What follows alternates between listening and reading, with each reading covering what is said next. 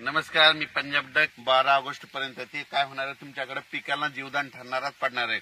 पण तुम्हाला काय होईल, जे 14 ते 18, 20च्या दरम्यान जे पाऊस येईल, 14 ते जवळपास 22 तारखेपर्यंत जे पाऊस पडेल ते मात्र तुमच्या जळगाव जिल्हा, धुळे जिल्हा, नंदुरबार जिल्हा, त्याच्यानंतर बुलढाणा जिल्हा, संभाजीनगर, इकडे कन्नड ह्या भागामध्ये खूप पडणार आहे. म्हणून हे लक्षात घ्यायचं.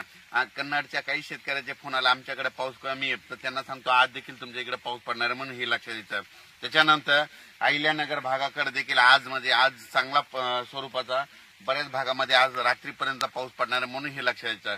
त्याच्यानंतर सातारा, सांगली, सोलापूर, कोल्हापूर, धाराशिव, लातूर, पुणे, तिकडे तर पाऊस हे 12 तारखेपर्यंत हे दररोज वेगवेगळ्या भागात चालू असणार आहे, म्हणून हा अंदाज लक्षात घ्यायचा. त्याच्यानंतर पूर्व विदर्भ, वर्धा, नागपूर, भंडारा, गोंदिया, चंद्रपूर, तिकडे आज मात्र चांगलं सूर्यदर्शन होणार आहे, म्हणून हे लक्षात घ्यायचं. आपण पूर्व विदर्भातल्या शेतकऱ्याला सांगू इच्छितो की तुम्हाला ना म्हणजे आणखीन 10, 11, 12च्या दरम्यान परत एकदा पाऊस येणार आहे, वेगवेगळ्या भागात पडणार आहे. पूर्व विदर्भात आणि पश्चिम विदर्भात म्हणजे 6 ते 11 जिल्ह्यामध्ये दररोज या 12 ऑगस्ट पर्यंत दररोज वेगवेगळ्या भागात जोराचा पाऊस पडणार आहे, मोठ्या थेंबाचा पडणार आहे, म्हणून हा अंदाज लक्षात घ्यायचा.